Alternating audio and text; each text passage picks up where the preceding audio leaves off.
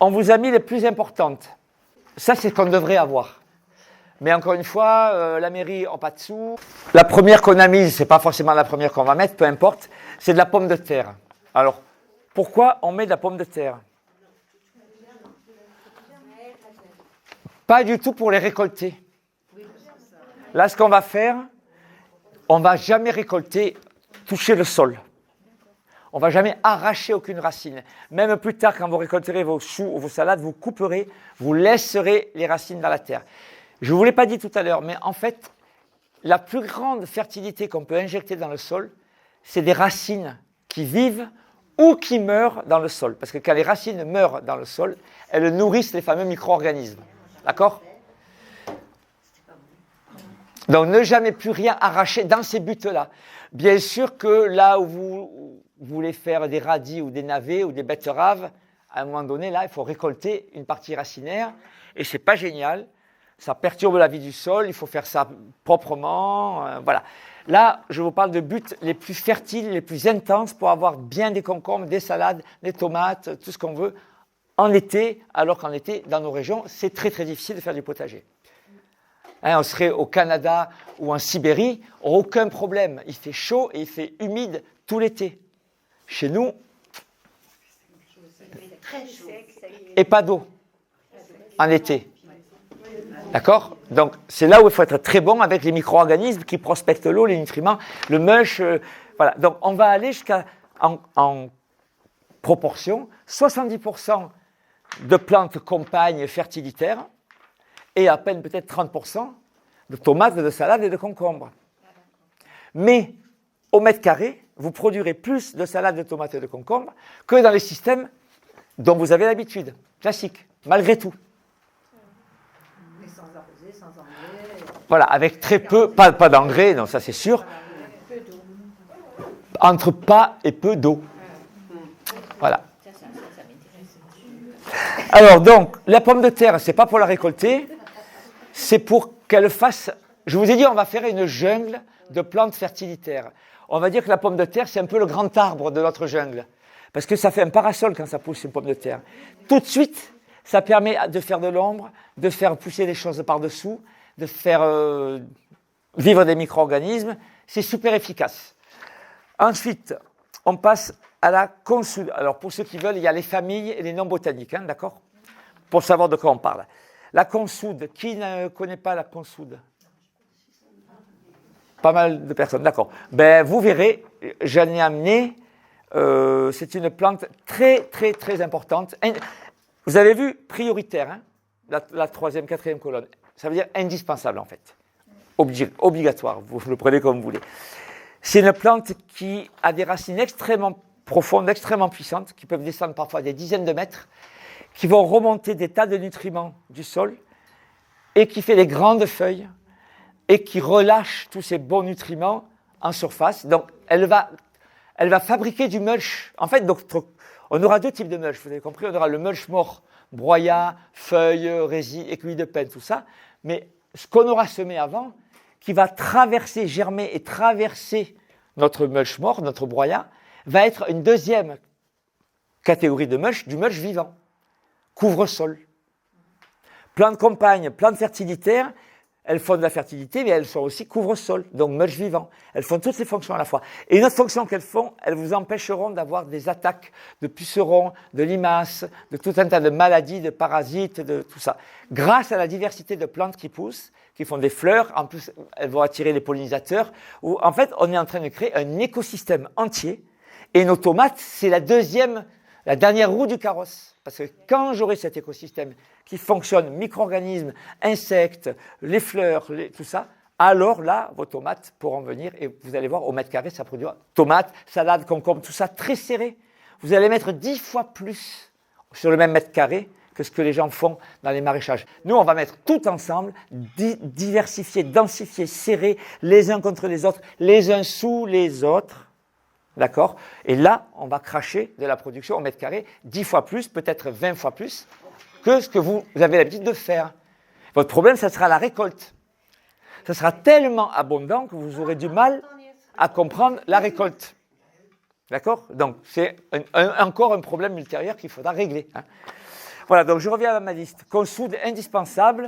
En plus, elle est comestible. Il ne faut pas en manger des tonnes, mais comestible. Ça fait des grosses racines et n'importe quel petit bout de racine redémarre. Donc, on va couper les bouts de racine et on va en mettre un peu partout. Et ça va, à chaque fois, on aura un nouveau plant de consoude. Et ça va nous faire du mulch, des grosses feuilles. On devra chercher nos laitues dessous. Mais grâce à elles, nos laitues pousseront bien. D'accord? Et on coupera les feuilles de consoude quand elles nous embêtent, mais on les remettra en mulch, en litière par-dessus. D'accord? On n'arrachera jamais rien, on n'enlèvera jamais rien. Alors, vite fait, la facélie, j'ai mis qu'elle n'est pas prioritaire. Rentre, Ivy. Pas de souci, t'avais prévenu. Ben, tu les connais, ces plantes. Je t'ai juste dit que on va mettre de la pomme de terre, pas pour la récolter, mais pour faire notre jungle. Un premier jungle. La consoude, tu connais, indispensable. Facélie, j'ai mis non prioritaire, mais ça fait beaucoup de biomasse, beaucoup de racines et beaucoup de biomasse aérienne. C'est très mellifère, ça attire plein de bestioles, d'insectes, butineurs, etc. Et beaucoup de biomasse racinaire. Et comme c'est une annuelle, quand elle va mourir, toute cette masse de racines qui va mourir va fertiliser votre sol pendant tout l'hiver. Et puis le printemps d'après, va faire mourir les racines, va nourrir les micro-organismes. Tout ce qui est ail, oignon, poireau, indispensable. Ça a des tas de vertus. D'abord, c'est facile à faire germer. On met une gousse d'ail, on met un petit oignon sous du mulch, ça démarre très bien. Ça amène des composés soufrés dans le sol qui sont intéressants, qui sont aussi des médicaments pour les autres plantes qui vont contrôler la prolifération de certaines pathologies, de certaines maladies, de champignons, etc. à cause des éléments soufrés que ça met dans le sol. Tout ça, les racines vont... Vous comprenez que toutes nos racines de nos cultures et toutes les racines de ces plantes compagnes fertilitaires, jungle, couvre-sol, engrais vert, tout ça c'est la même chose, vont se toucher, vont s'échanger des choses grâce aux micro-organismes, grâce aux champignons. Ça profite, qui décompose la matière. Et tout ça va fonctionner à merveille. Chacun guérit l'autre, chacun nourrit l'autre, etc., etc. Donc, quand même, ail, oignon, poireau, très intéressant. Le poireau, c'est un peu plus dur. Vous verrez pourquoi. Parce que les gousses d'ail, c'est facile, les petits oignons, c'est facile à trouver. Des petits poireaux, c'est plus difficile à trouver. Il faut voir les maraîchers, il faut des poireaux un peu du diamètre d'un stylo, hein, sinon, voilà, ça vaut trop cher. Voilà. C'est la question du prix. Toutes les espèces qui sont là sont des espèces soit fertilitaires, soit oléifères, pour produire de l'huile, vous verrez après, soit fourragères, et donc ça ne coûte rien. Hein, ce n'est pas de la fève. La fève, ça coûte très très cher, la graine. D'accord? Donc là, vous verrez que c'est que des espèces dont la graine n'est pas chère. La petite patate grenaille, c'est pas cher. Les petits oignons pour semer à la coopérative agricole, c'est pas cher. C'est pas des oignons pour manger à la Biocoop ou des patates pour manger à la Biocoop. Vous comprenez la différence, hein? Vous verrez, ils sont tout petits. Alors après, on passe dans la famille du chou, des moutardes. Là, il faut avoir au moins ou une moutarde. Donc là, on a la moutarde blanche. Avoir une autre aurait été bien. Je ne sais pas ce qu'on va avoir. La navette fourragère, c'est l'ancêtre des radis. C'est un fourrage, la graine n'est pas chère. Ça, c'est très très puissant, aussi bien le système racinaire que le système aérien, extrêmement puissant. Je vous ai parlé que les plantes prenaient l'eau dans le sol et des minéraux. Mais en fait, elles prennent 3% à peine de leur masse, de ce qui constitue leur corps dans le sol. 97%, c'est pris dans l'air et c'est gratuit. Le carbone est pris dans l'air autour des feuilles et l'azote est pris dans l'air autour des racines parce qu'on a la perméabilité. Nous, en agriculture, ils l'ont pas. Nous, on aura. Donc, la plante, elle pousse spontanément, gratuitement, sans consommer rien du tout à part quelques minéraux et d'humidité qui leur sera fourni encore une fois par ces micro-organismes-là. Donc, chaque fois qu'une plante pousse dans des mauvaises conditions, c'est des engrais verts, c'est des plantes, c'est les pionnières en fait, capables de pousser, c'est ce qui envahit les friches, les décombres et qui poussent au milieu du goudron. Hein, quand vous abandonnez votre jardin une année, ça pousse gratuitement. Ça fait de la biomasse aérienne et ça fait de la biomasse racinaire gratuitement. D'accord? Donc tout ça, c'est bon pour nous. Ça nourrit. Quand les racines vont mourir, ça nourrira nos fameux micro-organismes. Ce qui va pousser en aérien quand ça va mourir, ou si on le coupe parce qu'on ne trouve plus nos salades dessous, on coupe, on pose. Ça fait du mulch, ça fait de la litière, ça fait la couverture, d'accord? Donc vous coupez une salade, vous devez pouvoir couper quelques feuilles de consoude ou quelques feuilles pour pouvoir remettre, parce que vous avez fait un trou.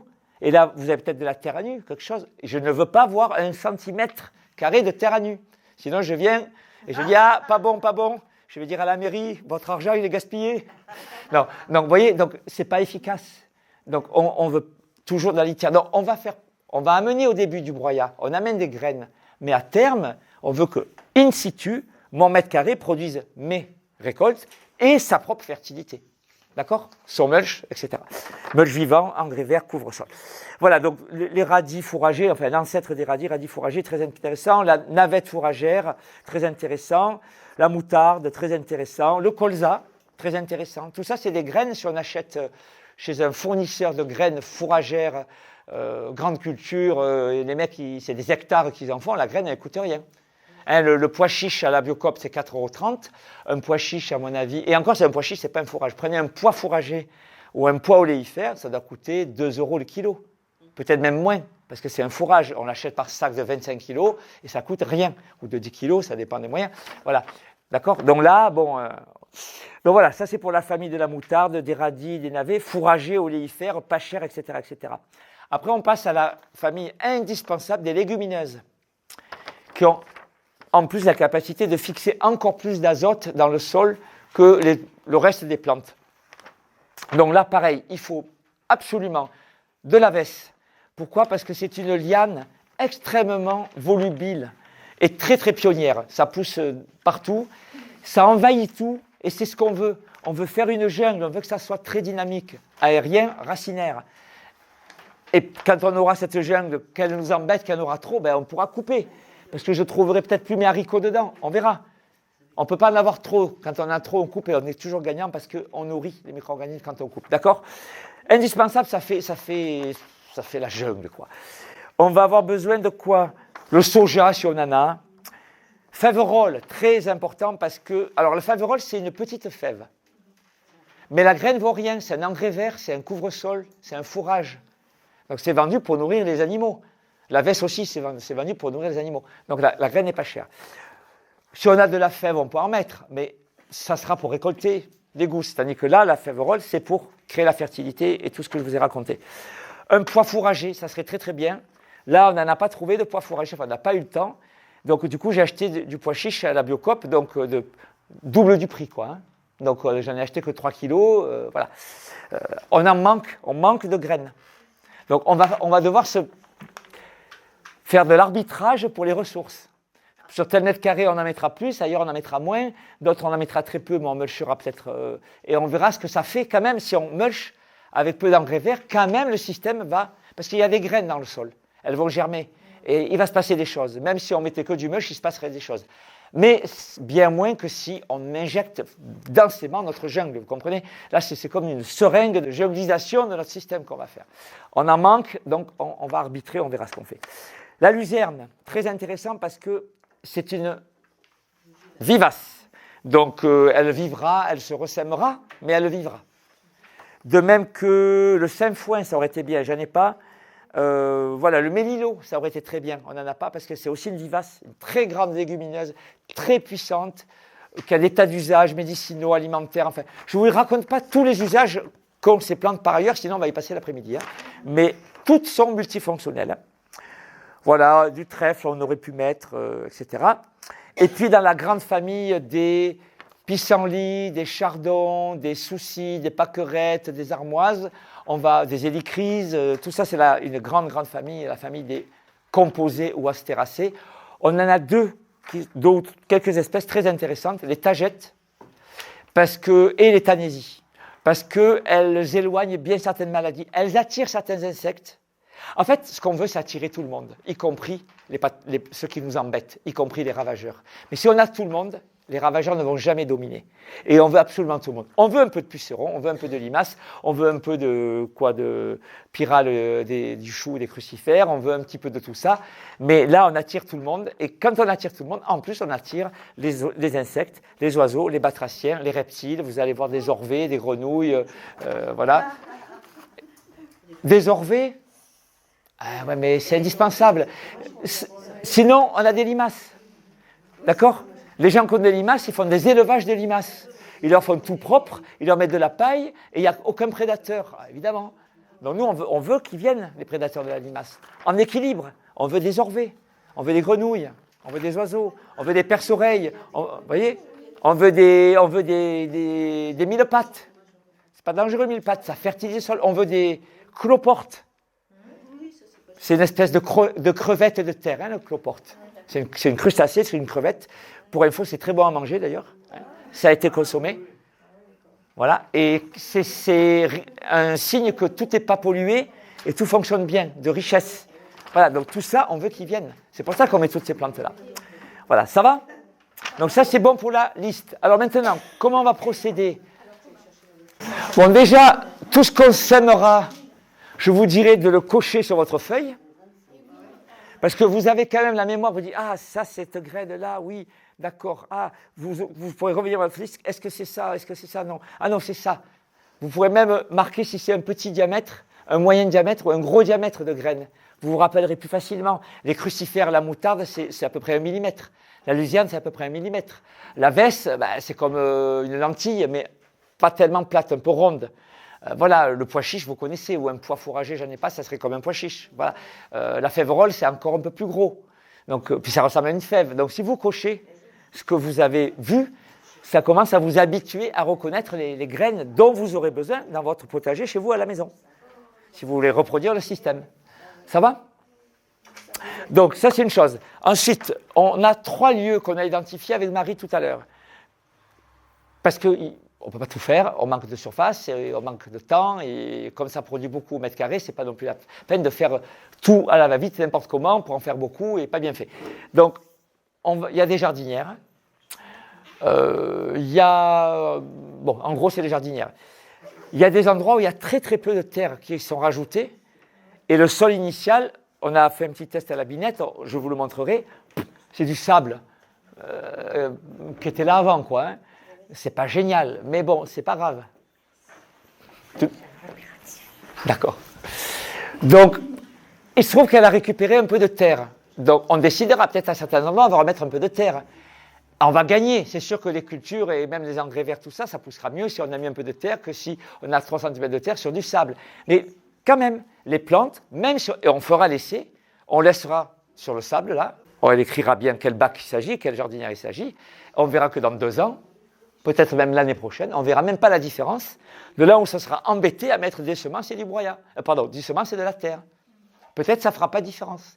C'est-à-dire qu'on sous-estime à quel point les racines et les micro-organismes, quand on leur donne les conditions, sont efficaces beaucoup plus que nous pour fabriquer la perméabilité du sol, enrichir le sol, faire cette nutrition des racines, et peut-être qu'on ne voit même pas la différence avec du sable.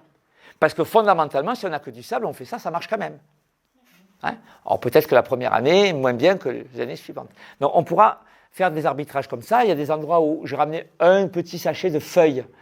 Voilà, on met un peu de feuilles, ça active un peu les micro-organismes parce que c'est plus tendre à être mangé.